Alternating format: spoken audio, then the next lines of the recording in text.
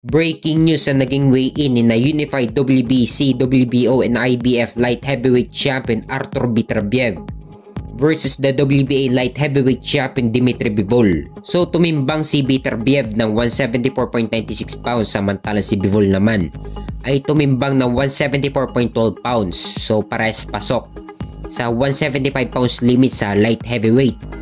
Kaya naman tuloy na ang undisputed fight nila bukas. Nakataya dyan ang lahat ng titulo sa light heavyweight. May kartada si Artur Beterbiev na 20 wins with 20 knockout at walang talo. Samantala si Dimitri Bivol naman ay may kartada na 23 wins with 12 knockout at walang talo. Ito ang pinakamalaking laban ngayong taon. Isang 50-50 fight ang labang ito. Mahirap i-predict kung sino ang mananalo sa kanila. Anything can happen sa mismong laban nila. Parehas din silang nasa pound for pound. Number 6 pound for pound si Artur Beterbiev at number 7 pound for pound naman si Dimitri Bivol. Kaya abangan natin ang laban nila bukas. Nakataya dyan ang lahat ng titulo sa light heavyweight. Battle for the undisputed. Ito ang pinakaunang undisputed ngayong 4 belt era sa light heavyweight. Kaya kaabang-abang talaga ang laban nila bukas.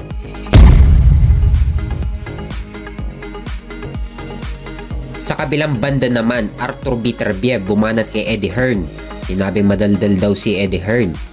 Sinabihan ni Beterbiev si Eddie Hearn na you talk a lot. Nung press conference kasi, makikita na hinahype masyado ni Eddie Hearn si Dimitri Bivol. Sinabi ni Eddie Hearn na naniniwala siya na si Dimitri Bivol ang magiging undisputed champion sa darating na Sabado. Bagay na nagpa-trigger kay Artur Beterbiev. Sabi ni Beterbiev na but why you are like this? Sumagot si Eddie Hearn na when he finish with you, you'll be easy for me.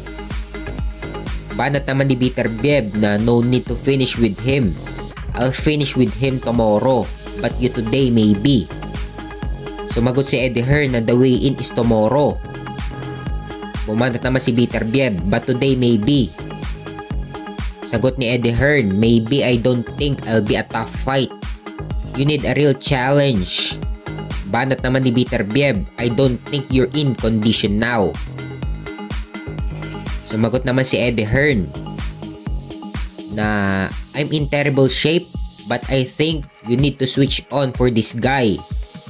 Banat naman ni Beterbiev, okay, you talk a lot. Sagot naman ni Eddie Hearn, that's my job, you should try it. Ito mapapanood sa mismong video sa kanilang final press conference. You say, you want to make fight with Eddie? No? Yeah, he called you arrogant. Why you do that? He called you arrogant. It really can be. I can do something. You know? Why you? Don't worry about me. You have to get through him first. But why you?